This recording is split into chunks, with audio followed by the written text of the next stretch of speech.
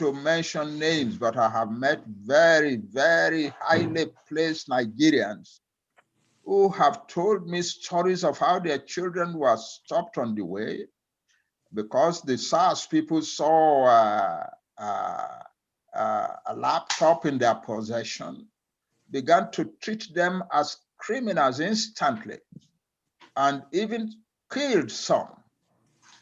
I don't think that is a modern, that is a thing that should be happening in a modern country, any modern country. And we have all suffered it. We have all let it go on. But now the young people themselves are saying we will not take it anymore. And I think that is a very good thing for our country, for this country. And the young people have put together a whole package of resistance that is, to say the least, very, very impressive.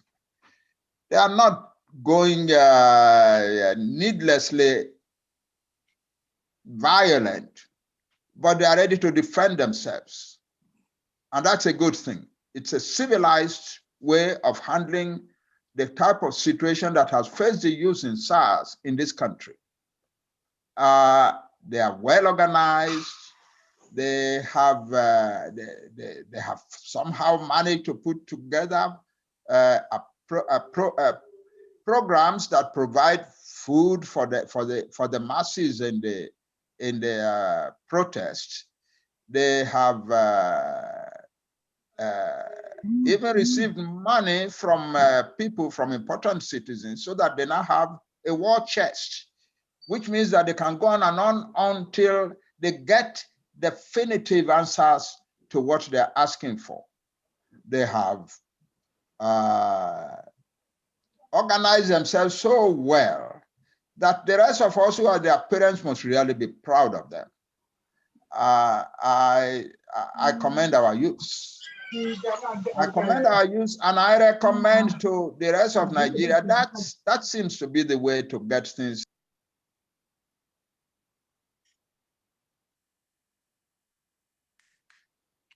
Are you through? Can you still hear me, sir? You have to unmute sir. I think you've muted. Okay. All right. Okay, that's good, yeah. Yeah, it is spreading.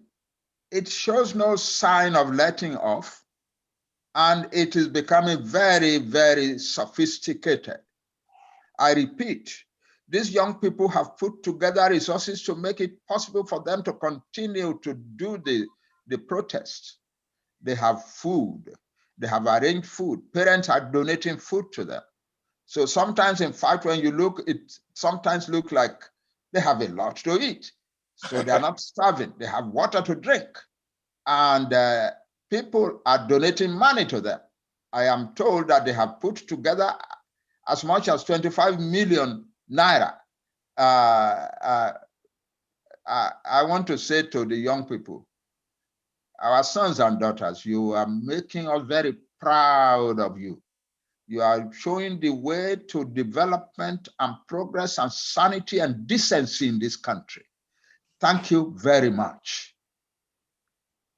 Very good, sir. So coming to our topic today, the challenges and the prospects. Why is Nigeria, sir, in your own opinion, where it is today? What are the challenges of Nigeria? Why are we 60 years after independence still where we are, and still we don't seem to have made much progress in terms of developing our nation and harnessing our resources? Yes, we have been declining as a country since independence. We started at independence with a great deal of prospect. Where were you at country, the largest country in Africa, the most educated country in Africa, fertile lands in very large patches of our country, rivers and streams that water our land, a long coastal stretch that provides a great deal of opportunity for port development, and people, generally people, for the most part, who are industrious. The first, I don't want to go all over, but let me mention one area of Nigeria.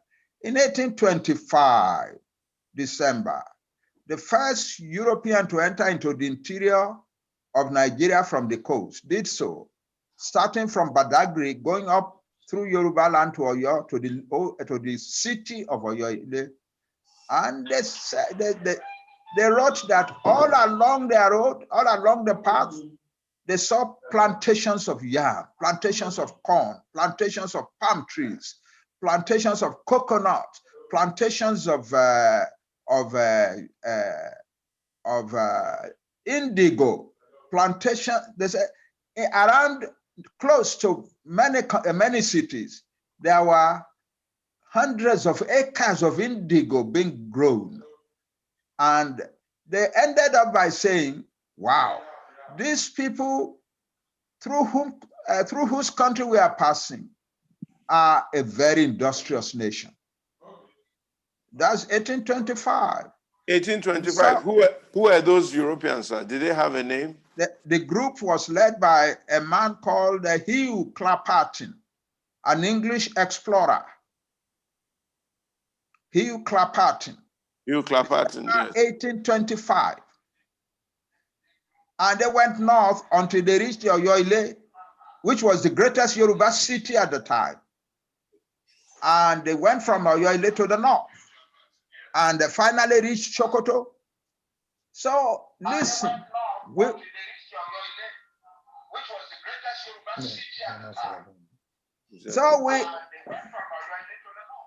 is it echoing?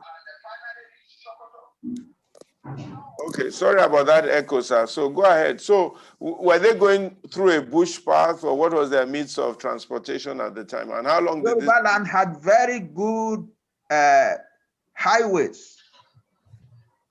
There were no motors, but it was good enough for large numbers of people to travel together. And they said they were meeting night and day, large numbers of traders who were going north or south from the coast. And they were surprised to see so many big cities. They said there were big, well-populated cities at short distances from one another, all along the way. And wherever they went, because the people had never seen a white man before, crowds of people came to see them. And the people were cleanly dressed and highly self-respecting. They would gather and surround the place where the white people were sitting under a tree or in the marketplace and so on. But they would do so decently, quietly. They would put their little children on their shoulders to see. And they said, and never a word of insult to us. And the marketplaces were great places. Large areas of land where beautiful trees were planted to provide both shelter and scenic beauty, and where the market women arranged their wares in such a way that the buyer could always find his way, because products of the same type were displayed together. The Yoruba people called it saw. This saw was something that the Europeans had never seen before. In fact, one European who had seen one marketplace on the coast before said that this marketplace is about 4 times the new market in Amsterdam. That's the type of country we were. And the Hausa people were great traders also.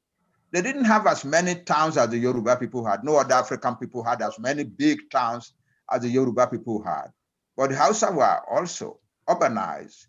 They had a few towns, and the few towns were centers of great trade. Towns like Kano, Katsina were centers of great trade. That is the Nigeria that the British, the land that the British put together in the amalgamation of 1914 to create a country. So it was a country with great potential from the beginning. As of that time in 1914, when the British created Nigeria and called the country and called it Nigeria together, a part of Nigeria, the southwest, was far. When will you be able to season chicken? Tomorrow. Who is talking about chicken? Okay, I'll put it Please in mute your mic. Yeah. You are talking about chicken. Please. Yeah. Maybe Yeah. that's part of the chicken from those farms in those days, sir. Okay. Go ahead, sir. Okay. As of 1914, when the British amalgamated the northern and southern territories together and called it Nigeria, the southwest was far and away the most educated part of the whole of Africa. The Yoruba had been producing university graduates as far as the 1860s. And by 1814, there was a large, impressive, and growing elite of professionals in Yoruba land. And the result is that education quickly spread to the rest of Nigeria. By the 1920s, schools were almost in every part of Nigeria. But by then, there were Yoruba families that were producing their third generation of university graduates. So it was a country with a great deal of potential.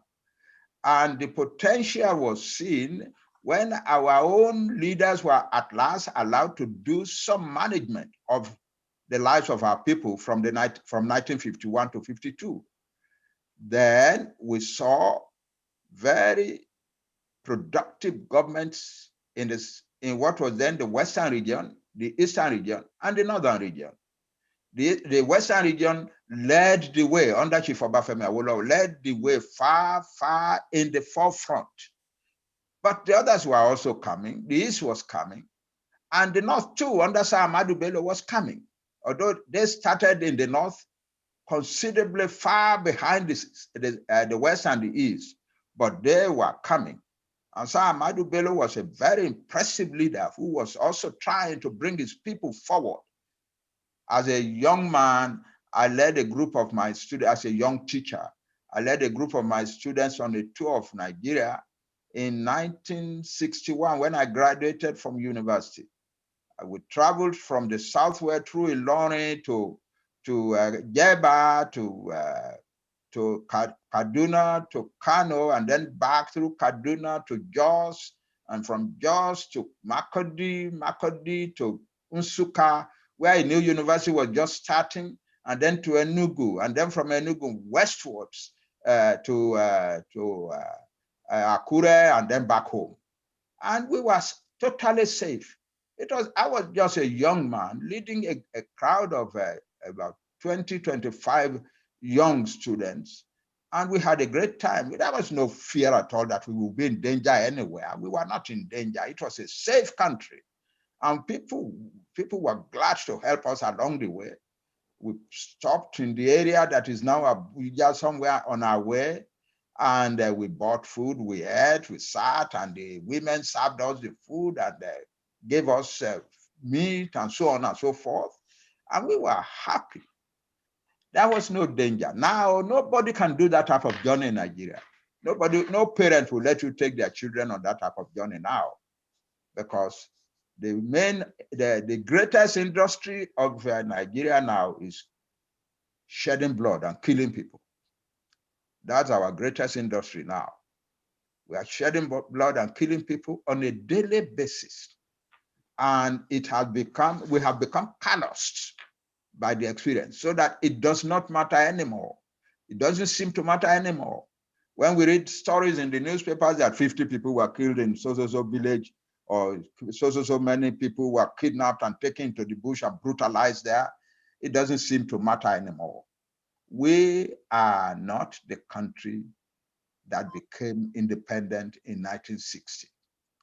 And the root of all these problems, the root of all the problems in all parts of Black Africa, is that the rulers who inherited governance from the colonial authorities in the 1960s have never paid the right attention to one important fact of our existence.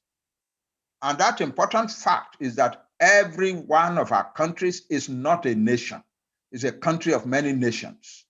The nations have been there for thousands of years. And to think that we can just organize our lives and ignore those nations and treat them as we like and ride roughshod over them is utter irresponsibility. But that's how our rulers have been irresponsible from the beginning. It cannot be done. You cannot ignore the Yoruba people and say you are building Nigeria. You cannot treat the Yoruba people as if they're a small little tribe over whom you can ride roughshod. You say you are coming to conquer the whole of Nigeria and give it to some people. It's impossible in some parts of Nigeria. A Fulani conquest of Nigeria is an impossibility. The ancient owners of the land are too strong for that. And so the people who are trying to do it are committing serious crimes. And what the government of Nigeria should do is declare their activities a serious crime and go after them with the law. But they are not doing that. And so now, every section of Nigeria, especially in the Middle Belt and the South, we are finding ways to defend ourselves. So essentially, in the pressure of this situation, Nigeria has broken into essentially two countries. One country that says we are going to conquer, one country that says we are going to conquer the rest, and the rest forming another country, a hodgepodge of a country, nevertheless, that says we are going to defend our homeland. And the government of Nigeria, the federal government of Nigeria, is not a factor in the issue at all. They let the people who say we are going to conquer go on trying to conquer. And they have given the people who are defending themselves no choice other than to defend themselves. So there are two different countries already. The Middle Belt and the South constituting a large hodgepodge country, and the Northwest and the Northeast, or the Northwest essentially, creating another country. So we have come a long way downwards. And a lot of people in the world are now wondering whether a country that has brought itself this low down can ever manage to raise itself up again. The spirit to raise ourselves up again is not there. And the effort, therefore, cannot emerge. So we have this situation, therefore. Listen, I was a young professor in the 1970s, in the 1960s. When Chief Obafemi Awolowo came back from prison and we had a civil war, and he went and joined Gawan to see Nigeria through the war, and he came out. And we began to think, okay, we've had a civil war. It's been terrible, but we can still build our country again. So we started to put together the elements of a political party. The intellectual work for the Unity Party of Nigeria was drawn on the Obafemi, on the then University of Ife campus, with people like me as part of the effort. And the idea was that Nigeria had all the facilities, all the capabilities, all the potentialities to grow into a great country in the world. Let us go forward and do it. We used to brag among us that we were going to build Nigeria into the black man's world power of modern times. That's what we said we were doing, trying to build Nigeria into the black man's world power of modern times. It is a long, long way from that type of dream now. Nobody can be dreaming like that in Nigeria anymore. What everybody is dreaming is, how do I survive? People are sending their families abroad, and almost every family, every adult parents in a part like Yoruba land in the Southwest have children abroad now whom they rush to. And large numbers, I lived in America for a long time. And in my last years in America, we were receiving very many families, very many men and women who are abandoning Nigeria and coming to live with their children in America, with the families of their children in America. The rate has grown. Youths are running away from Nigeria. Nobody's thinking about the youth. Nobody's providing for the youth. Nobody cares what is happening to the youth. So the youth are going to crime, cults, and fleeing the country. Some that become so impatient, think that they can reach Europe through the Sahara Desert and the Mediterranean Sea. Members, young people related to me have been caught in that type of syndrome, rushing north through the Sahara Desert and over the Mediterranean Sea to Europe. Very many young people are dying daily in the desert. Many young Nigerians are dying daily in the desert. The president of Nigeria made a statement about that some months ago, I think 2-3 years ago. And he said, well, if you choose to go to the desert, you're on your own. No, they should not be on their own. It is the way Nigeria is being managed that is forcing them to rush to the desert. These are young people, educated young people, most of them university graduates. They don't want to perish, but they want to make an effort to get away from the terrible situations in Nigeria.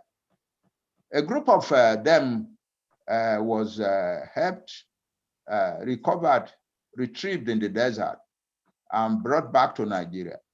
And the church did a good job of receiving them, giving them money, giving them food, giving them clothes, and so on. I went and spoke to them. I went to speak to them. And yeah, they were nice and decent young men, young university graduates, boys and girls. But when they then left and I went outside the church to interact with them, many of them said, sir, we are going to go back to the desert and go where, because it is better to die in the desert than to live in the hopelessness of Nigeria. That's the kind of country we have created. And then those of them who say here, they are being harassed by a thing called SARS. What is the need of creating an institution that hires people to kill young people? What is the logic behind it? In what other country in the world do you see such things happening? So that's the situation. The challenges are many. We must, it is actually too late to say we must do anything anymore. We are too far close to the precipice of disintegration. Thank you. I won't say more than that, but I will answer questions. I have skipped over, I have jumped over the potholes and so on, but I'm ready to answer questions. No problem, Prof. You've spoken very well. You did say that in 1966, 67, maybe 1970, you all were thinking of setting up a political party that will take Nigeria to another level. What happened to that dream, and why was that dream particularly aborted? Oh, we created a great party called the Unity Party of Nigeria, with young intellectuals like me from all over Nigeria taking part in it. I was Assistant National Secretary. I was elected. There were 2 Assistant National Secretaries. I and another young man like me from the East, Eke Anyawu. And I wrote the manifesto of the party. And it was a great thing. In terms of politics, that I consider to be the greatest contribution I have ever made in the politics of my country. But the people in control of the country decided that the best do not necessarily have to win. And so the best was helped to lose. And that's what happened. We were not going to give up. But then the military took over. The military became the creators of a country that will be impossible to manage. They created a culture of corruption that is impossible to change. They created an over-centralized country in a country of great diversity. Then, because they were mostly Muslims, they began to try to force their religion on the rest of Nigeria. Even a country, an area like Yoruba land, where there is an ancient tradition of religious tolerance, accommodation, and harmony, they have tried relentlessly to force the harsh and jihadist type of Islam into Yoruba land. It has not worked, thank God, because of this quality of the culture of the Yoruba people. But the effort is always going on. And so, and without much consultation with the rest of Nigeria, they made us part of the Organization of Islamic Cooperation. And so we have created a situation, and they more or less proclaimed Nigeria as a Muslim country. I am not opposed to any religion. I was brought up in a home, in a family, in a family compound, lineage compound, where there were Muslims, in fact, where the majority of the people were Muslim, and another large number were worshippers of traditional gods, and a few, like my parents, were Christians, who were very few, who were Christian. I was on the way to becoming a Muslim myself. One of my uncles who raised us was a Muslim teacher, and he taught me the Quran. He taught me the Arabic alphabet, and made us memorize parts of the Quran. And although my parents were Christian, there was nothing wrong with that. In our society, in Yoruba society, it is not. That uncle of mine was also our parents, and he was totally within his rights to teach us whatever he thought was good for us. That's Yoruba society. We Yoruba don't fight over religion, but now we are being gradually compelled to begin to think of ourselves as Muslims and Christians and so on. Thank God, the ancient tradition of religious tolerance is still holding in Yoruba land. Thank God for that. So that's the situation that we have come to in Nigeria. It is a situation in which we as a people have taken the best country on the African continent and turned it into a nightmare. It's a great pity. I used to travel as a young man, even as an undergraduate in Ibadan UCI, because I was one of the student leaders, and I used to represent Nigerian students in conference after conference in Addis Ababa, in Nairobi, and so on and so forth, in Leopoldville, which became Kinshasa, etc. And I used to come back home with a very great assurance, with the unfailing assurance that Nigeria was the hope for Africa, that my Nigeria was the hope for Africa. In a conference of students from all over the world in Switzerland in 1960, I made the statement as leader of the Nigerian delegation that where my country, Nigeria, goes, there Africa will go. Thank you very much, sir. You have said my Nigeria has gone down. No, your Nigeria will rise again, sir. I can assure you. There's still hope. You had said, sir, and we're going to be taking a few questions shortly from the platform. So those who have questions, please begin to indicate or send your questions through so that we can take you up. But you had said something, sir, and I'm going to ask you two questions together related, that it was the military after 1983, it was that UPN hadn't given up, although NPN was in power. It was the military incursion of that time that seemed to now have thrown all our hopes and everything into the basket. Also, there was the military incursion of 1966, the coup that Iransi found himself as head of state. What do you think the military was thinking, and why do you think the military played this role of trying to really, as you say, tamper with the development of Nigeria?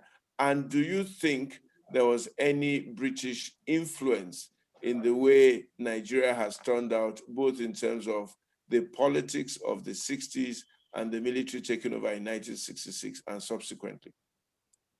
Yes, what Nigeria needed most was diversification of power. There is great diversity in culture. The different nationalities are nationalities. They are not just a troublesome lot. They have been living as nationalities for thousands of years. So there is no way that anybody should have the impression that the way to make Nigeria move forward is to eliminate the nationalities and unite Nigeria on the basis of the elimination. It cannot be done. The nationalities are too ancient, too well established, and too strong for that. Who is going to wipe out the Yoruba nation in order to build Nigeria? Who is going to wipe out the Igbo nation in order to build Nigeria? Who is going to suppress the Edo, who built one of the most splendid kingdoms in Africa? Who is going to suppress them in order to build Nigeria? There may not be many, but their culture is strong. That is the thing. Who is going to suppress the Ijaw in order to build Nigeria? It's not going to happen. But what the military did was that instead of diversifying power more and more, breaking up the center and putting more authority in the peripheries, they began to gather everything to the center. That is what they knew. A federal military establishment is impossible. The military in every culture is centrally controlled. So they thought the best thing was to control Nigeria in the way their own army was being controlled. They stepped into the wrong direction. We, the rest of us, have followed them into that direction. And now we see this hideous unitary system wrecking our country. The answer, I don't know anymore. Until a few years ago, I was one of the advocates of restructure. Let's go back to a federation. Let's go back to a federation. I have written more than 450 articles on the subject. Let's restructure. Many of our most respected leaders and fathers are still crying, let's restructure. But I don't think restructuring is ever going to happen. The 1999 Constitution, which was credited to all of us Nigerians, is a fraudulent document that has gathered together all the elements of unification, of unitarianization, and put it together as a constitution, which the military people who gave out that constitution in 1999 claim to be our product. It is not our product. It's a fraudulent document, but that is the thing under which we are being ruled now. So the military has made it impossible for Nigeria to continue, really. And so the people who are ruling Nigeria now think they are in power and they can do whatever they like create SARS to harass young people along the roads, like ban the teaching of history in schools so that the nationalities will no longer remember their past, like trying to discourage the languages of the nationalities, and so on. But it is not going to work. Nigeria as a graveyard of nationalities will never happen. The nationalities will always be there. That's it. Listen, the Birom in Plateau State are one of our smallest nationalities. They've been under pressure, under killings, under massacres, and so on for a long time. But the Birom's nation is still there. It is very difficult, it's impossible to destroy any of these nationalities. So Nigeria, one of my former academic colleagues wrote 2 treatises for the government in 2001 and 2000 and 2001, in which he suggested that the solution to the future of Nigeria must not take account of the nationalities, that the nationalities should be ignored and pushed aside in order to create a new nationality, the Nigerian nationality. There is nothing like a Nigerian nationality. The nationalities are there. For us to make Nigeria work, what we should have done is to respect them and to write a constitution that respects them. By not doing that, we have made Nigeria almost impossible to continue with now. That's the situation. So you think, sir, that a group of people wanted to destroy and conquer the nationalities or dominate the nationalities and subject these nationalities to powerlessness or something, or irrelevance?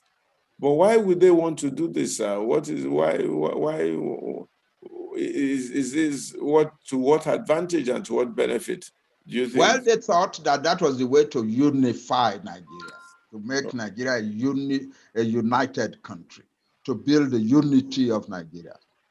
It is nonsense, of course, but the people who wrote it believed it. And there are people who are still walking along that line now. So why didn't people speak up in 1966? Why didn't people speak up in 1979, 1982, 83, when the military came back, and so on and so forth? Why wasn't there sufficient agitation in this direction? Were there not people who were knowledgeable, or did people think that this unitary thing could work, or why has it taken so long? Well, people spoke up, and people are still speaking up today. But some people think that they have a lien over the life of Nigeria, that Nigeria is their property, and it is theirs to manage and direct as they like. And the rest of us just have to accept. Northern people spoke up against the demand by Yoruba people for self-determination a few days ago. And they said the Yorubas are ingrates to us. The Yorubas are ingrates. Yeah, we have been doing a lot for them, and now they are ungrateful. And with their ingratitude, they are asking for a separate country of their own. That is the attitude, that some people own Nigeria, and the rest of us must just allow themselves to govern us and to direct us as they like. And I was in the delegation that went to commiserate with the people of Benue State when large numbers of people were killed in Benue State on January 1, 2018, or 2019, I can't remember clearly. And a delegation of 4 people went from the southwest, 4 from the southeast, 4 from the south, and 4 from the middle belt. And we gathered together in Abuja, prayed together, discussed together, and hired a jet to fly out to Makurdi. Chief Adebanjo was the leader of the Southwest delegation, and I was his assistant. And we arrived in Makurdi. The governor of Benue State, Governor Otom, had gathered all the elite of Benue State in a huge hall to receive us. And we delivered our message of commiseration and solidarity and so on. Then the governor said, "Thank you, but I want you to know that the problem is deeper than what we have already seen. I want to read to you a letter." He said, in December, some Fulani elements in an organization wrote a letter to us to say that they were coming to kill and maim and destroy in Benue State because we had been trying to make a law. We had made a law to regulate cattle rearing in Benue State. We took the letter and gave copies to the authorities of this country, the president, the leader of the army, the leader of the police, the leader of the SS, and so on. Nobody did anything. And the Fulani came on January 1 and wreaked enormous havoc on Benue State, killing large numbers of people and destroying many villages. And now, that was on January 1. This is January 5 that you have sent this delegation to come and commiserate with us. We are mourning and burying and doing mass burials.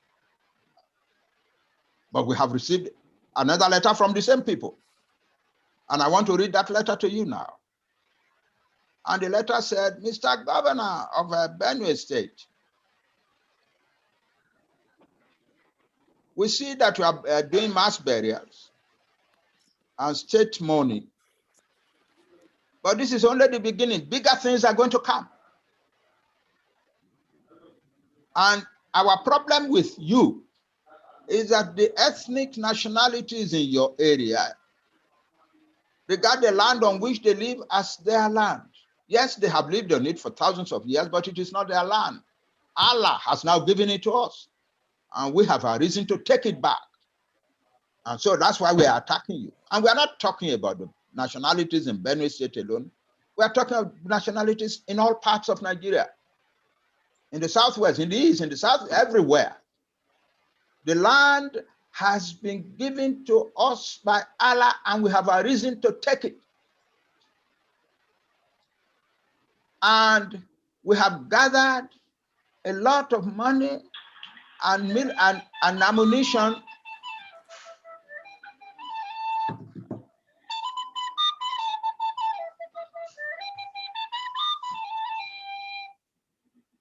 we have gathered enough money and ammunition to prosecute this war. And we are ready to go on fighting for decades or even centuries to come.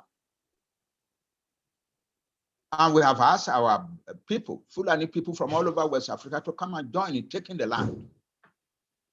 And if you think your federal government can defend you, you are deceiving yourself.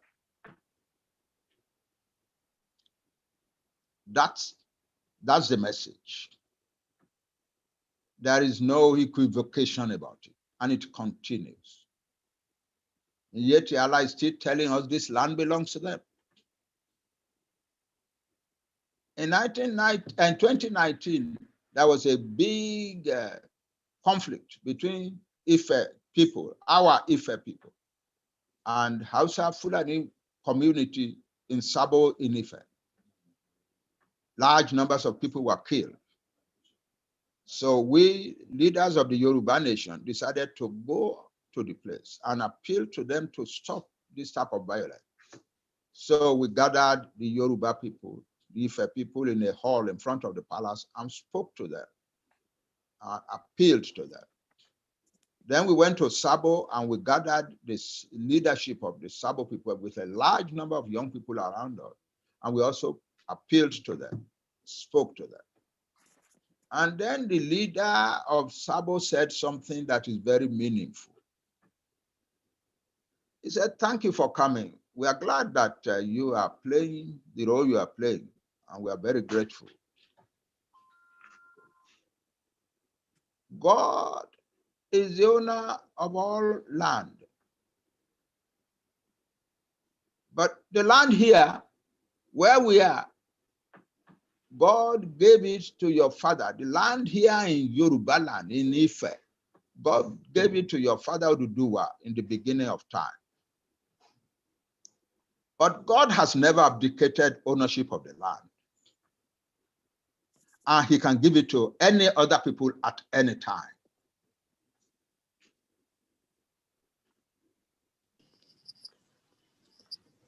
God has never abdicated ownership of the land.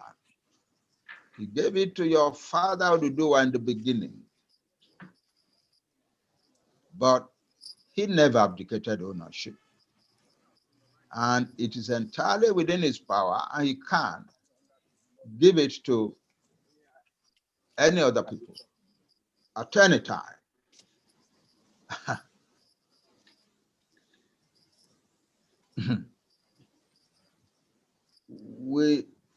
That's more than a mouthful. We haven't seen, yeah, that's more than a mouthful. God can take the land from your father Oduduwa and give it to any other people at any time. So God can wipe us Yoruba out and give the land to the Fulani or whatever, or subdue us and make us slaves in the land and make the Fulani the real owners of it.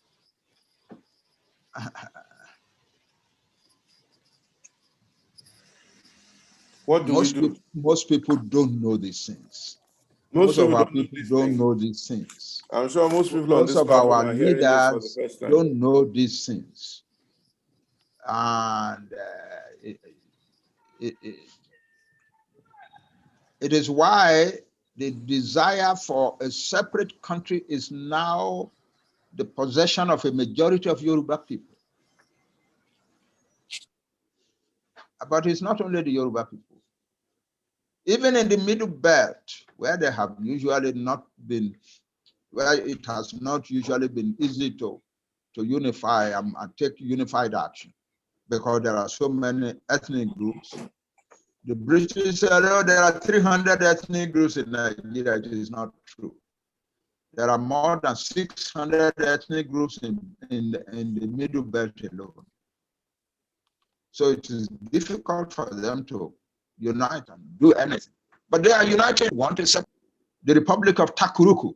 So it is a terrible situation for our country. And there are people who are saying the best thing is let us break this thing up. Where Mohammed Shehu, who is the leader of the dialogue group in Kaduna, made a statement about a month ago. He said the best solution now is to let us find peaceful means of breaking this country up. Let us gather around the negotiating table, he said. Let us split Kola and let us break this country up so that we will all live in peace. And if we think we can still unify it, we are deceiving ourselves. No angel, he said, can unify Nigeria. No angel, he said, can unify Nigeria. Not even an angel can unify Nigeria. That's what he said. This Mohammed Shehu. Yeah. Okay, go ahead, sir. Yeah. No country, no angel, he said, can unify Nigeria now. The best thing is let us gather as nationalities around the negotiating table.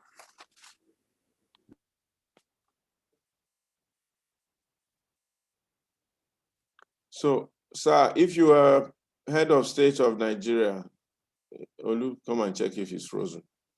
Can you hear me, sir? I think he's frozen. You can hear me, but go ahead, sir. Yeah, so that's the thing. It's not just the Yoruba or the Go or the Middle Belters or the Delta or the South people who are now giving vent to the desire to have separate countries of their own. There are even people in the North who think that this thing has gone too far and that the best thing to do is to have a peaceful solution by holding a peace negotiation, and disentangling ourselves from this trouble-ridden country.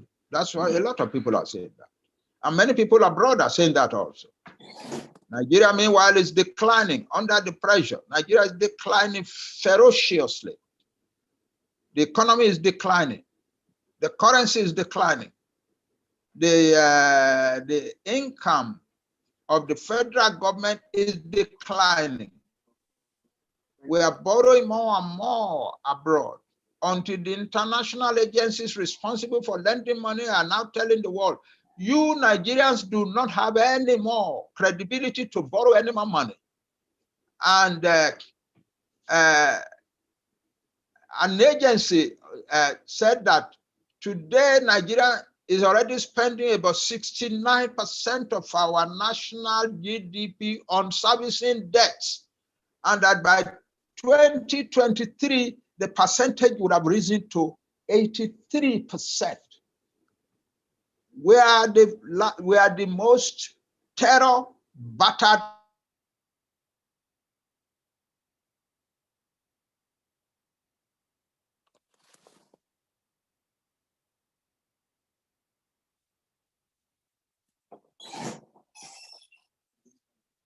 It's frozen. losing more people in Nigeria than are being lost in any other part of the world. So this situation is what Mohammed Shehu said is not unreasonable. Thank you very much. Thank you, sir. Maybe I'm going to open the floor and take some questions. There's a Professor Akintoye Ajayi, Akintoye Olaniwun Ajayi on the platform. Professor Akintoye Ajayi, you have a question? Can you unmute yourself and ask the question? Good evening, sir. And Good evening, Koyin. How are you? very well, sir. Thank you very much for the enlightenment, sir. I think the question I would like to ask, sir, is whether in the light of what we are seeing on the streets today by our youth that are said to be led by anger that they feel, which is a feeling for all of us. How can we galvanize what they're doing into a force for real change in the country? Did you hear what he said, sir? I think Professor Akintoye is frozen. Sir? Yes, he is. It's frozen. Olu, let's unfreeze Professor. Professor,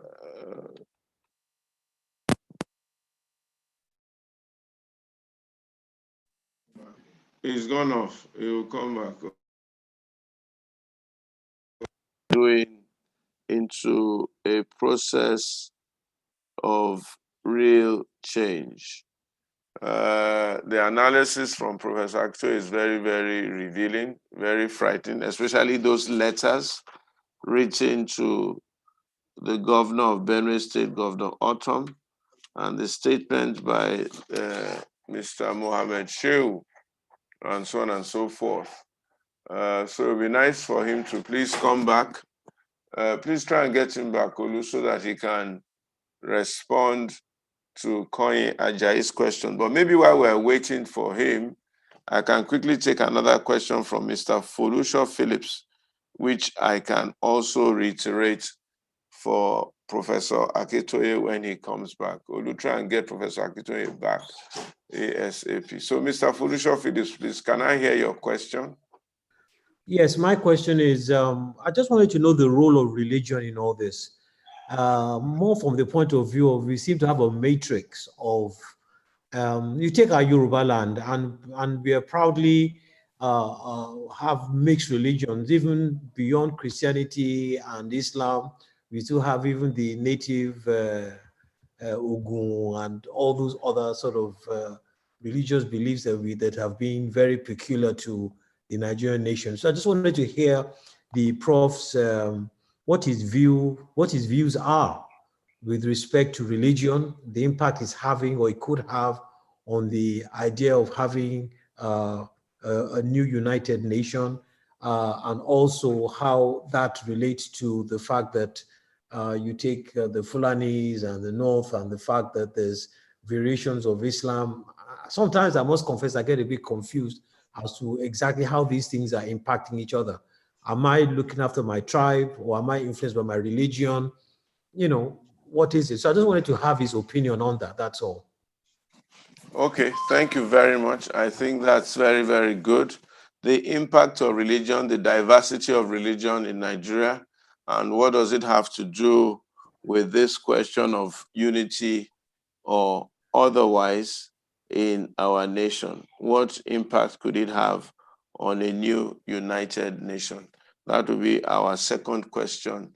And then maybe we'll take a third If there's anybody who has a third question while we wait for Professor Akintoye. Or is he back? Okay. There's another question right here. A series of questions. Mr. Femi Oye, can you help clarify how the Nigerian Constitution came about?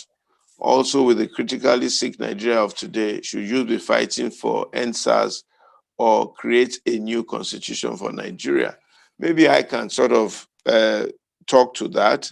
First of all, I think it was the Abu Salami Abubakar government of 1998 that put together very rapidly the present constitution that we have. And what most people are saying is that that constitution, in putting it together, did not have the contribution and the input of most Nigerians, and nobody really knows those who contributed to that constitution. As to NSAS, I think this is just the beginning. In my address to the youth today, I said this is probably the time for them to now begin to make demands, not just on new constitution for Nigeria, but demands for a new way of Nigeria, new leadership criteria, people getting involved in politics, new security architecture for Nigeria, new ways of dealing with one another, and so on and so forth. But Oshosam is asking the question to Prof. Are there other nations that had a similar context? So maybe when Prof comes back, I will ask him that question. Olu, please, let's try and get Prof back, because we need him to really respond to all these questions. Okay, and Ayo Akinfe is asking Prof to tell us about original history. His colleague, Professor Ade Ajayi, used to tell us that the way forward was to merge West Africa into one economy, sharing Kwame Nkrumah's vision. Okay, so that's from Ayo Akinfe. Okay, and then Omotayo Morgan, Adebowale Omotayo Morgan is saying, so what is the way forward? Is restructuring possible without bloodshed? Is restructuring possible without bloodshed? And then Baba Femi Badijo said to me, Pastor Igodalo, I listened to you a bit earlier on. I humbly submit that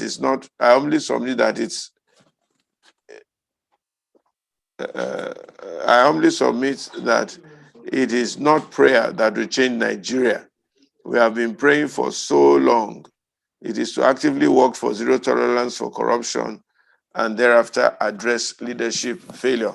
But Mr. Badijo, I agree with you absolutely that we need to work for zero tolerance. One of our challenges in Nigeria is lack of unity. It's difficult to bring Nigerians together under one platform, even among the tribes and the ethnic groups, and also, and more importantly, even among the religious leaders, even among the Christian religious leaders. Unity is totally missing. And if that unity cannot be effected towards a common purpose, it's going to be very, very difficult. The youth are out there on the streets today because they have some semblance of unity, at least so far. But now to get all the Nigerians together, the Igbos to talk to the Hausas to talk to the Yorubas to talk to the Jaws, and so on and so forth, and agree on a common purpose has been our challenge. So if we all work together, Mr. Badijo, then we can attack the common enemy of corruption, the common enemy of greed, the common enemy of religious intolerance, the common enemy, and so on and so forth. But prayer also is very, very important because we believe in the spiritual and in the guiding of God. So when in Israel, they needed a king, prayer was going up, God was doing his selection, the people were also putting up their hands to vote.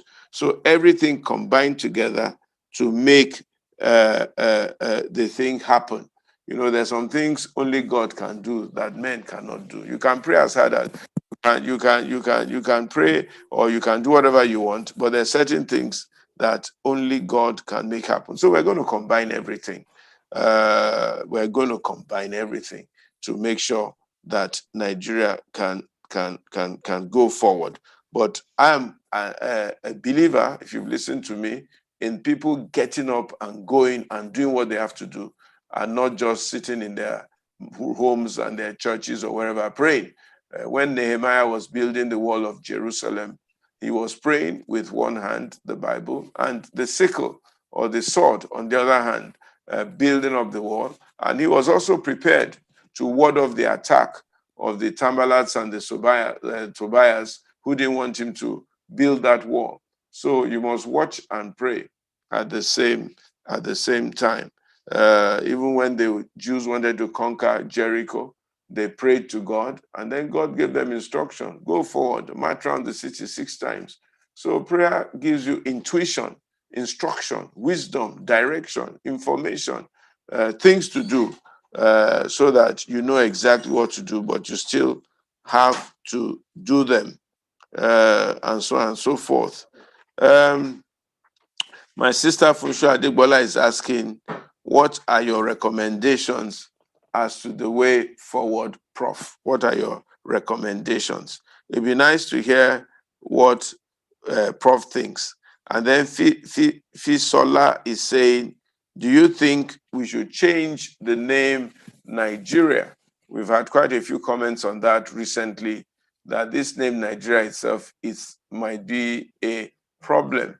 Nigeria means Niger area, or the area of the black man, or the area of the black man around the Niger River, whatever it is.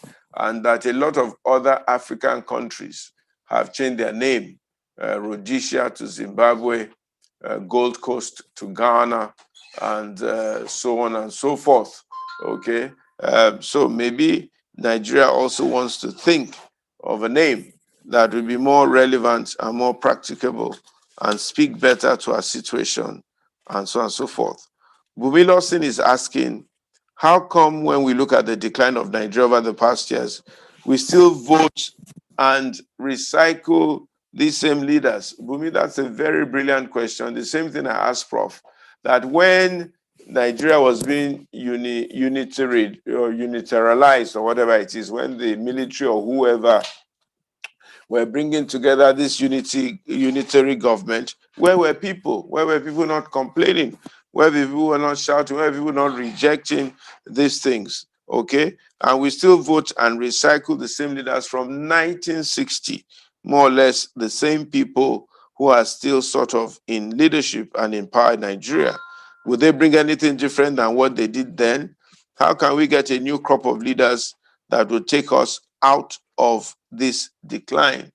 And more importantly, how can we really speak to the people who think that God can give the land to anybody he chooses, and therefore everybody has a right to whatever? It's not even a question of God giving land to people. It's a question of the people who are already existing amongst themselves to discuss on where their boundaries are, what they need to do, and what they need to contribute.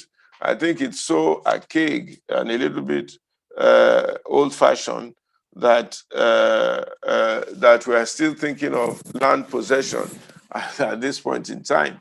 We are thinking more of people and their strengths and their capacities to do things.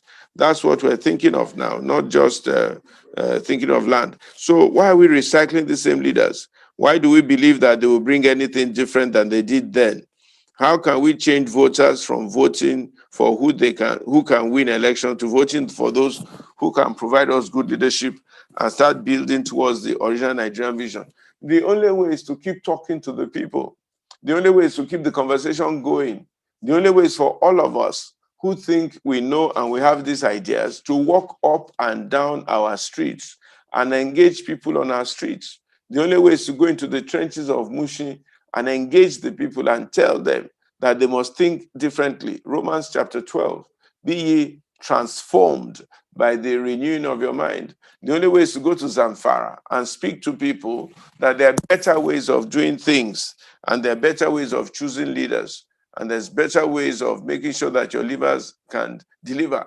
Go to Katsina, go to Kano, go to Enugu, go to Port Harcourt, go to Bayelsa, go to Warri, go to Borno, go to Maiduguri. The only way is to keep talking to people and making people know that there are better ways of doing things. Things do not do themselves. They are done by people. Things do not do themselves. They are done by people. People are the ones who gather together and make things done. One of the problems of Nigeria is that too many of us have been too passive and laid back and minding our own little businesses for too long. Me, my wife, and I. And therefore, we have left Nigeria and abandoned Nigeria. So somebody is asking, how do we build that platform? That's what we're working on. We're building a platform where we can discuss and do things. I hear that Emmanuel Moka wants to make a comment. So let us hear quickly from Emmanuel Moka while we try and get Professor Akintoye back for the next 5 or 10 minutes. We're actually running out of time. I'm sorry about this technical hitch, and I do know we're having a very, very robust conversation with him. He's so full of history and knowledge that we might need to bring him back very soon if we cannot conclude here. But in the meantime, Emmanuel Moka, can I hear your comment, please? Yeah, good evening, all. Pastor Toya, you've been doing a lot with this leadership series, particularly with this one of today. I just want to say this. I wish Professor Akintoye were online. When the Midianites were harassing and destroying Israel, and God came through an angel to Gideon and said, go and liberate Israel. Gideon went round the state of Israel to all the different towns and organized the people.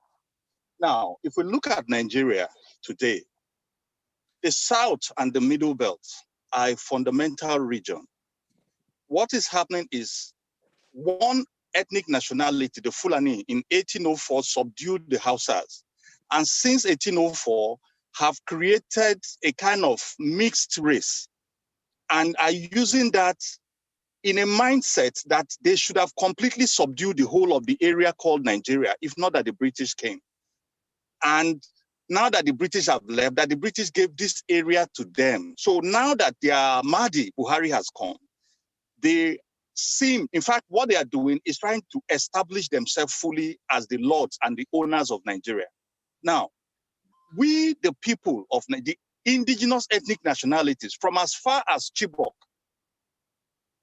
right down to the Kalabari people, to the Yoruba people in the West. People like Akintoye, instead of asking for the Oduduwa Republic and the Southeast, the Igbos, asking for Biafra, if the Yorubas and the Igbos, and you realize that the largest region in Nigeria is the Middle Belt region, and the Middle Belt has borne so much violence from these attacks. Now the Middle Belt is looking for support, and the Middle Belt is open to serious engagement with anybody that can help them. If the Yoruba leaders would seriously consider talking with Igbo leaders and the South leaders and with the Middle Belt, I bet you that all of this would stop. The thing there is, Albert Einstein said, you don't solve a problem at the level at which a problem was created. This Nigerian problem was created because we, the people of Southern Nigeria, when I say South, I say from the Middle Belt down, respect the constitution called 1999 Constitution. It's that respect that makes us allow Buhari to appoint a Tanko as Chief Justice of Nigeria, to remove the Chief Justice of Nigeria unconstitutionally, to weed out military officers of the South from the army and replace them with Northerners. For DSS to appoint almost 1,200 people, and 80% or so of those are called Northerners, Muslims. Now, the only reason this is happening is because we have acknowledged that constitution and acknowledged these people in office as representing us. The youths have gone on the streets. They have said that they have revoked SARS and have been appointed, have instituted SWAT. The youth say we're not interested in that. The army that is supposed to be I'll pay allegiance to the Nigerian constitution. The Nigerian army is saying it's paying allegiance to a president that is subject to the constitution. Why is this army general is a man whose term has elapsed, is supposed to have retired, is not retired. The army structure is being changed because of unconstitutional means. And he says he's upholding democracy. The problem is, truthfully, that we, the people, have refused to actually stand up and demand that things be done according to, even as flawed as 1999 constitution is, that constitution is enough for us to demand that a man like Tanko cannot be the Chief Justice of Nigeria when he does not understand the fundamental basis of the secular law of Nigeria. This is a man that perfected law in Islamic studies. That is a fundamental thing. The chief of army staff term as a Nigerian army officer has lapsed. And so he's no longer supposed to be in that position. There are so many reasons and so many ways, and we are so large a people that if we would stand and demand that things be done right, people like Akintoye moving in the West and doing certain things to make the people of the East feel safe with the West. Imagine the new laws about property ownership in Lagos that is coming out. These are things that divide Nigeria. And the Yorubas and the Southeast must work together to create a stable country. But if the Yorubas, half of them are supporting or are antagonistic to the Southeast, and the Southeast are suspicious of the Southwest, how can this country that the black man needs to stand? So, when we discuss and say, the youths have taken the first step out. If there are people that call themselves leaders, this is the time for us to actually articulate what is our problem and how do we take charge of it. Now we are being threatened. People were given, we hear people were paid money to go out and say they are supporting Pro-SARS in Abuja yesterday, and there were fracas between them in Abuja. I mean, what's the meaning of that? A citizen of Nigeria cannot accept where the police of Nigeria kills an innocent Nigerian. So for anybody who says he's a Nigerian to say he supports a police force that is out there killing, arresting, molesting innocent people that are citizens of your own country, can anybody imagine a British citizen supporting the British police to molest or murder innocent British citizens? So for people to support this suggests that there is no Nigeria. There are two different people, one forcing himself on another, trying to subjugate the other. This is what's happening in Nigeria. And the truth, what I'm getting out here is we need to look seriously at the fact that are we willing to build a Nigeria? Because it's in our hand to build Nigeria. And that's the point I just want to add to this conversation. Thank you. Thank you very much, Emmanuel. And that is very, very emotional and all that. I think the long or short answer to all that you're asking is this lack of unity and this lack of trust and this refusal for leaders to reach across the bridge and shake hands with one another and really put their personal desires behind them and work for a collective good. I think what has simply happened is that us in the South were too individualistic, we're too selfish, we're too greedy, we're thinking of ourselves. And when people gather together like this, they always find one or two of us to draw back, offer them oil blocks, offer them positions in government, offer them money and all sorts of things. And before you know it, they become spoilers and they destroy what should be commonly good for others. So that's really been the problem. Even since the 50s, the friction between Awolowo and Azikiwe, friction here and there, lack of trust here and there, friction between Akintoye and Awolowo, friction here, friction there. They always find one or two of us to be decisive, to be divisive, and draw each other back and spoil what should be good for collective good. And that's part of our problem. So we need to talk to ourselves, really. I agree with you. We need to talk to ourselves and overcome this hump and talk more of collective good. A man being rich all by himself, having all the houses in Dubai and in London, and his people don't have food to eat doesn't make sense. And he needs to know that. And money and power is not everything. All these things are transient. Somebody said that we come to this world with nothing, we live with nothing, but we spend all our lives fighting over what we did not bring and what we will leave behind. Sonny Enebi, you want to make a contribution? I think I'll take your contribution and then we will get Prof. I hear he might be back to round up and we will close. Sonny, make your contribution very quickly and let me see if Professor Akintoye is back. Sonny Enebi, please. All right. Thank you very much, Pastor. I have listened to Prof and I heard what Emmanuel said, and a few people have asked the question. But I think the practical question to ask really is, how do we actualize some of these things that are being said? Who is going to lead the charge? If Prof, like you often ask, I say, Prof, you are the president today of Nigeria, and you want to peacefully break up this country. How are you going to do it? What practical steps can we take? So for me, I really want us to begin to look at things that are practicable. Even in the Yoruba nation today that he so passionately spoke about, are things still the same the way they used to be? I mean, part of what precipitated the civil war in Nigeria was the crisis in the Western region, as it were, that started, in the 60s. So there's a lot of things that we need to discuss. While I agree that we need to chart a new course, we have often talked about this, whether it is separation in Nigeria. I think people should begin to tell us practically how it can be done, not forgetting that those that hold the realms of power today across the spectrum, whether they are from the West, from the North, from the East, will resist it because they are benefiting from the current system. So for me, I am looking more for practical ways that we can make this nation work, okay? And if it's going to be division, fine, how? This is the talk.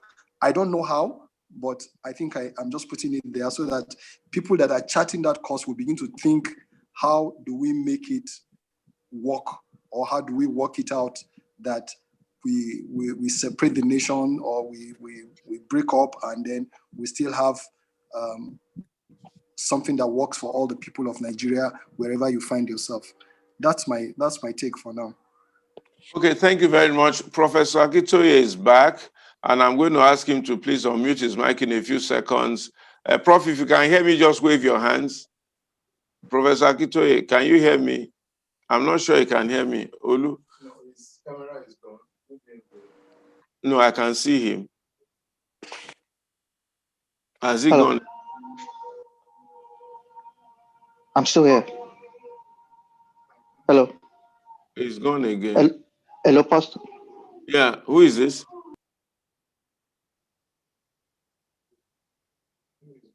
He's gone again. He was back a few minutes ago. Okay, he's back again. Prof, can you hear me? If you can hear me, please wave your hands. Okay, good. I'm going to ask you to unmute your mic in a few seconds. A lot of questions have come while you took a technical break. Let me call it a technical break. Okay, or maybe you had started the Oduduwa Wars again, I don't know. But anyway, there are a few questions have been asked. Konya Ajayi asked that in the light of what we're seeing our youth do, are we going to be able to galvanize them into real change? Felicia Phillips also asked, what is the role of religion in all this? Can religion help us to chart a way forward, or what is the impact of religion, and how could religion make impact? Okay, a gentleman called Emmanuel Mukhtar, I can't remember the name. Mock. Okay, Emmanuel Mokhtar, I think. Mock. Okay, good. M-O-K. I'm sorry, Emmanuel. I really apologize. He says, what are we going to do? What are the Bidianites? Who is going to now bail this cat?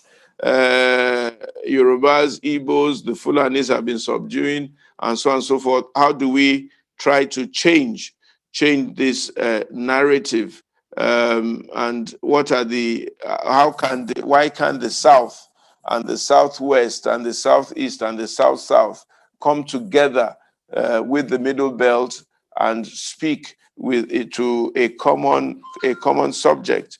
And then Sonny asked, who are we going to get to lead the charge? What are the practical and peaceful steps that we can take to change this narrative? I don't know if I've asked too many questions, Prof, but I know that you're a historian and that the brain is still very strong, so you'll be able to reply all those questions, and then we can then decide to take a rain check. Thank you, Prof. Please go ahead.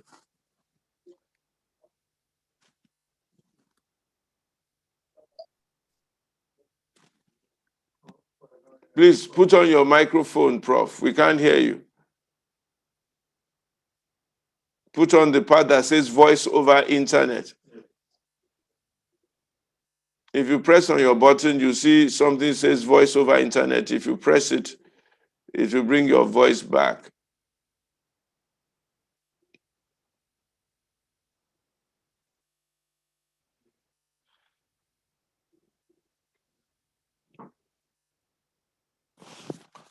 We can't hear you still. Look for the part that says, yeah, okay.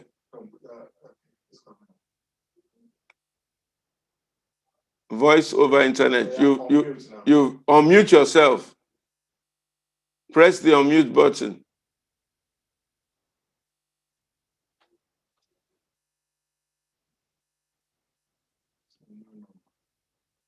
Unmute yourself, Prof. There will be the microphone button somewhere down the road there. If you click on it, it will unmute you. Is it frozen? It's not frozen. It just needs to unmute. Oga, you are with Prof now. Help him to unmute. Can you hear me? If you can hear me, wave. I'm not sure they can hear me. Okay, you can. Okay, all right. Unmute yourself, Prof. There will be a button that has a microphone. It probably has a red slash over it. If you click on that button, it will unmute.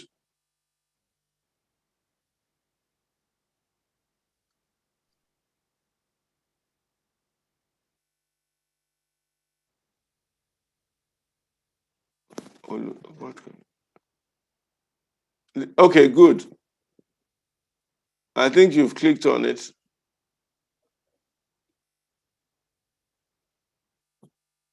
It's you we're waiting for, Prof, so that we can round up this very, very educative session. Okay, can you speak? Let me hear you.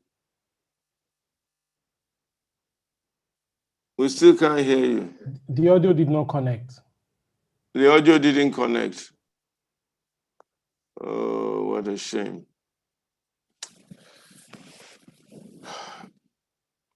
What a shame.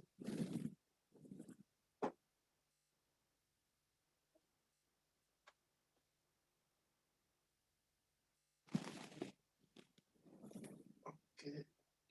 While we are waiting for him, we can go through the questions. Hello. Hello, sir. Yeah. Can I make some comments? Okay. While we're still waiting for Professor Akintoye. Okay. Please introduce yourself, sir. I'm Kola Ogundawale, Professor Dr. Kola Ogundawale. Yes, go ahead, sir. Well, you see, I listened to Mark. Very fascinating. I'm sorry, I'm late. I didn't come to the gathering on time. Professor Akintoye has left. I met you answering, making comments on some of the questions asked. So I'm sorry that I came late, but I listened to Emmanuel Mock completely. And I seem to agree with him that the rest of the indigenous people in Nigeria need come together and act as one and using same voice to deal with the situation that we have at our hand now. I heard you talking about, well, nobody had land. Of course, we have land. That is why we have England, the land of the English people, Scotland, the land of the Scots, and we have Yoruba land, even though Nigeria is not allowing that to be realized. Nigeria has come, constituted itself as a means of destroying the identity of everyone within this West Africa. You dare not say you are Yoruba. You will be told you are a tribalist. You are against unity. Which unity are we talking about? We are here individually before the foreign colonial interlopers came and brought us together, forced us together. And you see, it seems to me that the error was made by our earlier political shepherds, Nnamdi Azikiwe, Obafemi Awolowo, and others. Well, maybe because they were thinking in terms of the logic of the yesteryear, the logic of empire builders. They never realized the fact that the process of socio-historical development of mankind, we come to a period when empire building will become obsolete and nations will fight for their individuation, and which is what is taking place now. There, as a countervailing force to globalization, is the process coming gradually, but now it has made itself known in the past 30 years. We've had many nations coming out of multinational structure, which were erected either by negotiation, by agreement of powers, or by colonization, like Nigeria, Africa, all states in Africa today. They are all colonial amalgams. None of them can be identified as a single national state, which God created them to be, which history created them to be. That is the problem. And when you said that, who has land? Yes, God created land, but God also created people and placed them on particular spot of the universe. That is why you won't find Ogoni people in northwest of Nigeria. You won't find the Bashama in western Nigeria. So people has land, and they are attached to this land because of survival. Even God, if we accept that God created, in the Garden of Eden, he told those Adam and Eve, and he said, he caused, and said, through your effort, you shall live.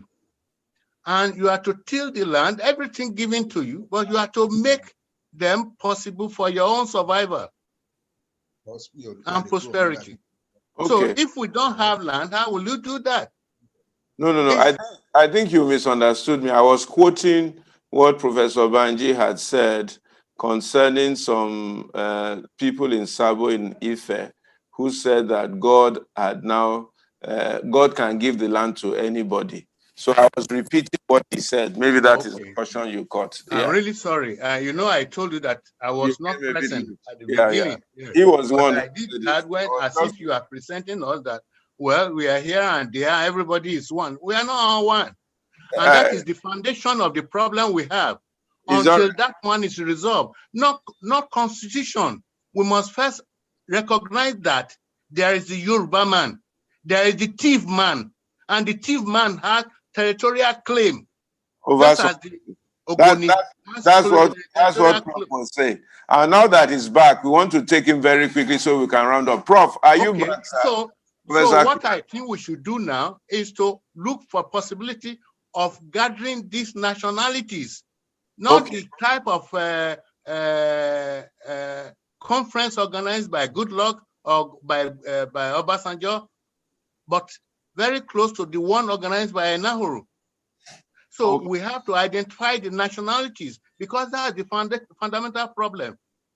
Nigeria doesn't want to know the Ogoni, doesn't want to believe that there is Igbo, but they want Nigeria. Where is Nigeria? Nigeria has no real existence. It's an imposter. So I think I give it to Professor Banji Akintoye, as you said, to continue with that. Let him round up because we're running out of time. Prof, we've had technical breaks and technical hitches, but can you hear me? Yes, I can hear you now. Can you hear me very too? good. I'm glad to hear your strong and powerful voice. It's very comforting for me because I've been on the hot seat here, so you can take your seat back. Prof, did you hear a lot of the questions that people were asking, or do you want me to repeat them? No, let me just answer the ones I remember. Okay, please answer them and then we'll find a way to round up. I want to thank all my bones. Uncle Akinyaganga Williams, I see you out there. God bless you. Otumba Shita, I see you out there. God bless you. Go ahead, Prof. Let's hear. First question is how can this happen?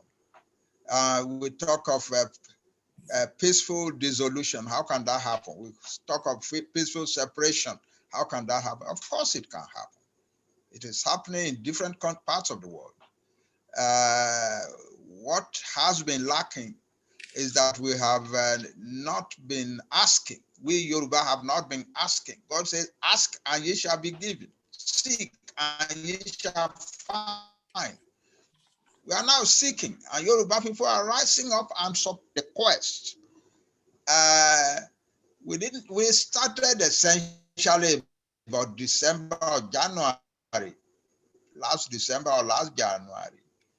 And today, Yoruba people in all parts of the world are supporting the quest. When there were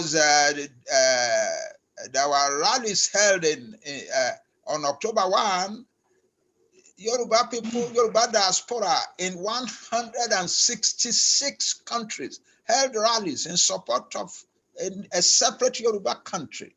That's a huge number. It's mind-boggling. 166 countries. Yeah.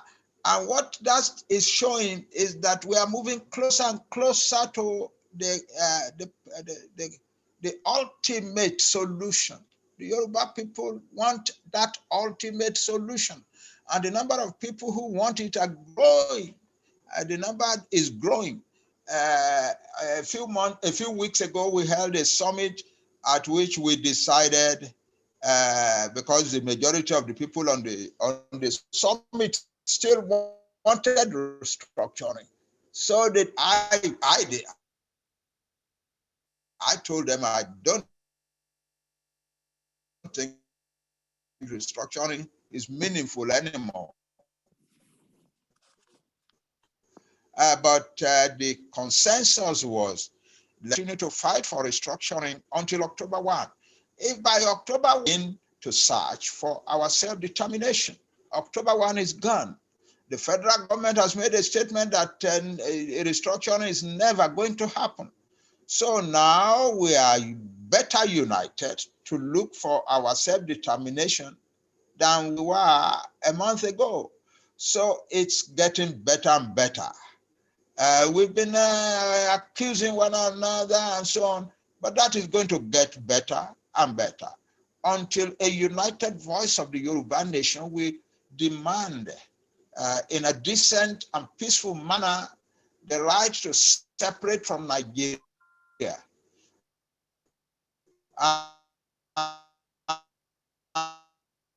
And we are hoping that other peoples would do the same, so that as Mohammed Shehu said, we can sit around the negotiating table and break the thing up in a peaceful manner. I say, share the friendly cola. and break. Seek and you shall find. We are seeking. Is the question about religion. What role can religion play in all this? I don't know. I think the religion can create danger in the sense that religious people can begin to fight among themselves and so on. But Christians against Muslims, Muslims against Christians, traditional religions against the rest, and so on and so forth. But I know that it will not happen. I know especially that it will not happen in the Yoruba part of Nigeria. There are people among us who are trying to introduce religion into this, but the overwhelming majority of Yoruba people will never surrender to that type of approach to the solution of Nigerian problems. So I don't think religion, the Yoruba nation's traditional religion, Isheshe, and so on. And we are joined together in seeking for it. Religion has no meaning whatsoever among us. Some of our leaders are Muslims. Some of our leaders are Christians. Some of our leaders are Isheshe people. So I don't see religion becoming a major part of this. I don't see it at all. I might just end by saying I agree with Mohammed Shehu that the best solution at this point is to call a friendly negotiating table of nationalities and let us decide to part peacefully so that we can continue thereafter to be friendly neighbors to one another. I think that is the best solution. And we Yoruba who are seeking self-determination, we seek it more determinedly, even though peacefully. Thank you very much. Thank you very much, Prof. I'm going to take us back a little bit in my final question to you. But first of all, let me just announce that if you want to be a member of what we're doing, it's possible to get on the membership train by sending an email to Pastor ituapa@yahoo.com. Gmail, I beg your pardon, it's pastorituapa@gmail.com, I believe it is.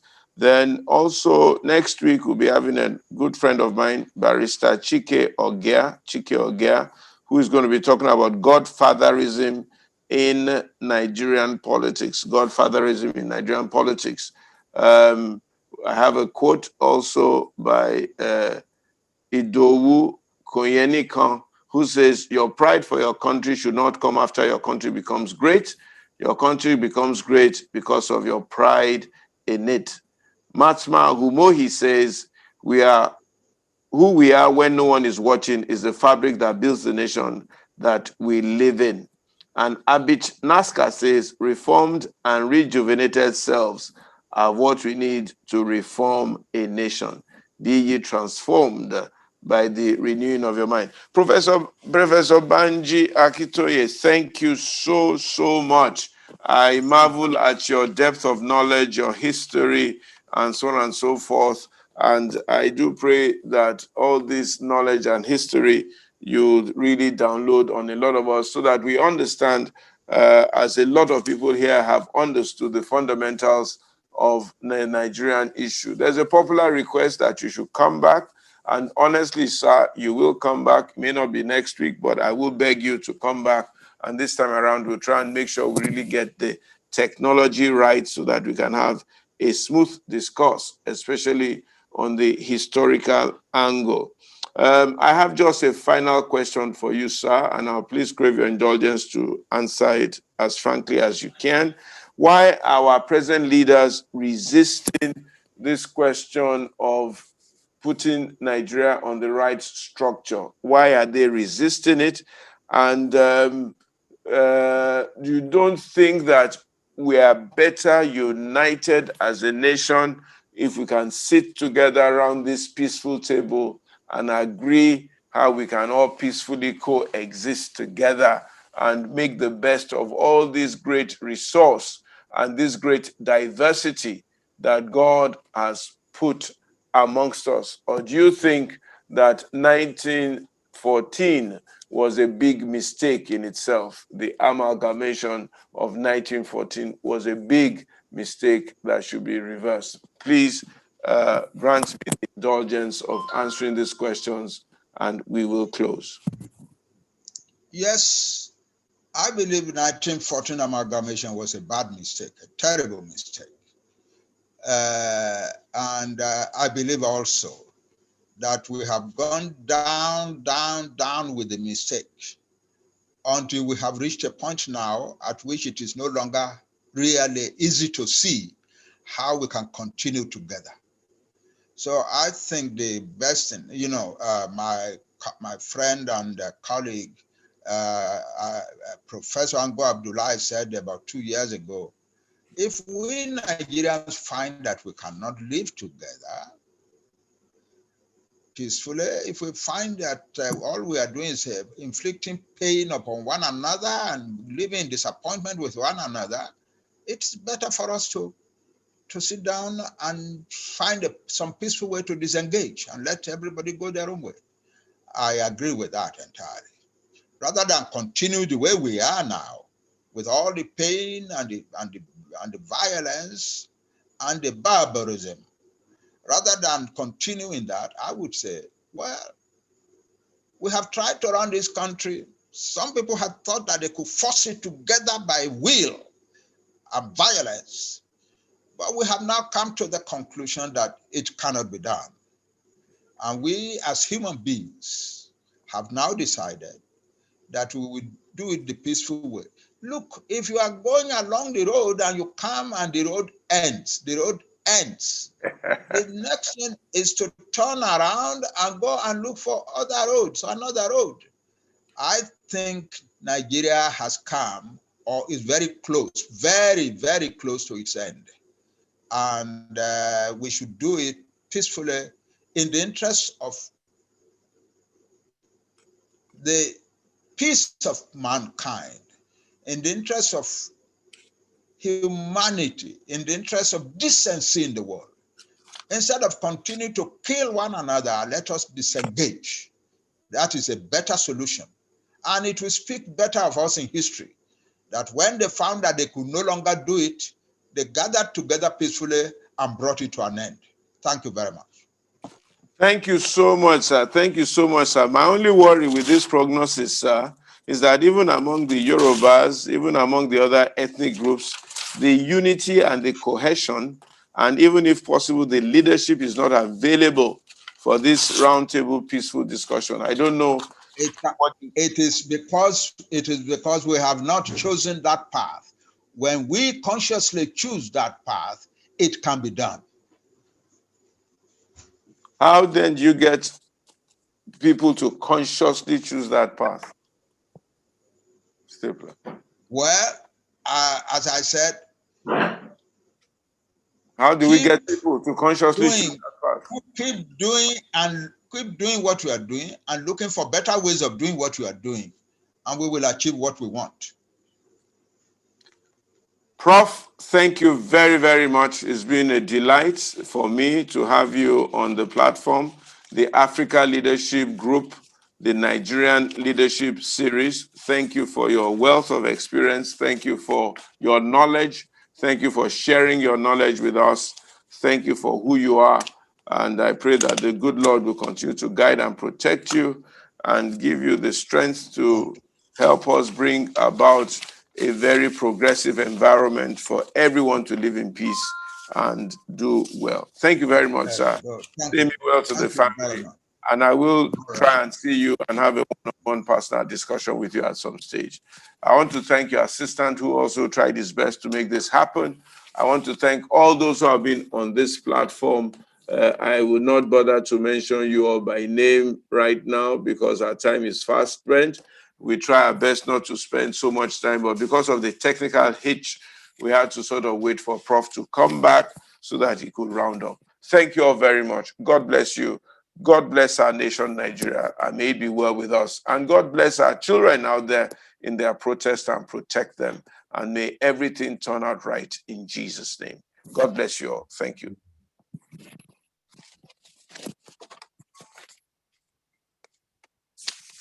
Amen. God bless you too. Thank you. God bless you. God bless you. God bless you. Thank you very much. Thank you, Pastor. Good night. God bless you, Pastor. God bless you. Thank you very much. Thank you, Pastor. God bless you, sir. Thank you very much. Thank you, Pastor. God bless you. God bless you, and well done with what you're doing. Thank you. Thank you. Sorry about the hitches. I really apologize. Thank you very much. God bless you all. Thank you, Pastor. God bless Professor Nika Grange, my auntie. I see you. Thank you. Thank you, Professor Icha, for what you're doing. Thank you very God much. bless you. Dr. Ademilu is speaking. Auntie, where are you? We're in Lagos. Oh, welcome. Welcome back. Thank you. Because you got stuck in the US for so long. Well done. Well done. God bless you. God bless you. Uncle, God bless. Thank you, Pastor. Well done. We're enjoying you. He's right here. We're trying our best. We must make it happen. He's right here. He's right here. Thank you, Pastor. Thank you, Pastor. Thank you. Thank you too.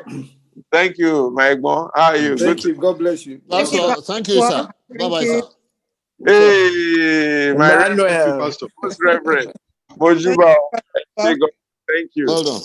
Thank you. Hello. Thank you so much. God bless you. Good evening. Please. Hi. Hi. Francis, thank you, Pastor. Thank you My so God, much. my brother. Thank you. God bless you.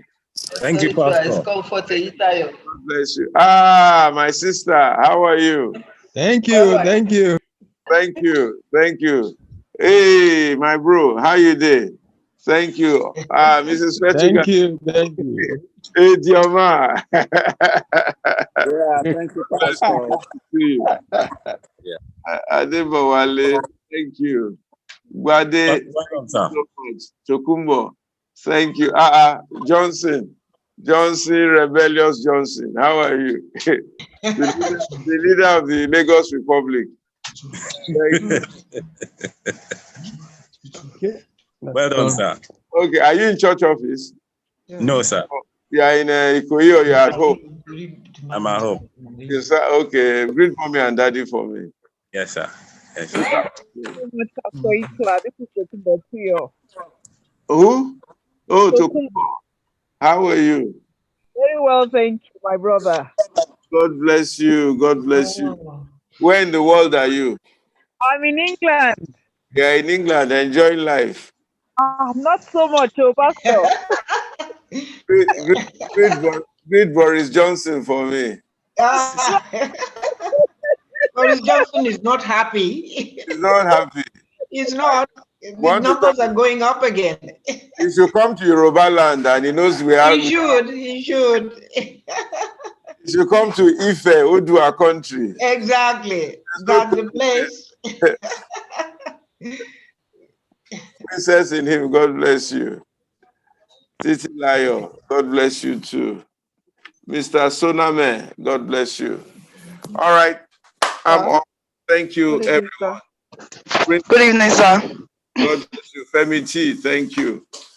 I see you all. Thank you so much. Sorry for the technical hitches. I do apologize. Fine, sir. Well done, sir. Thank you. Good night, sir. Joe Domo, bless you. Thank you so much.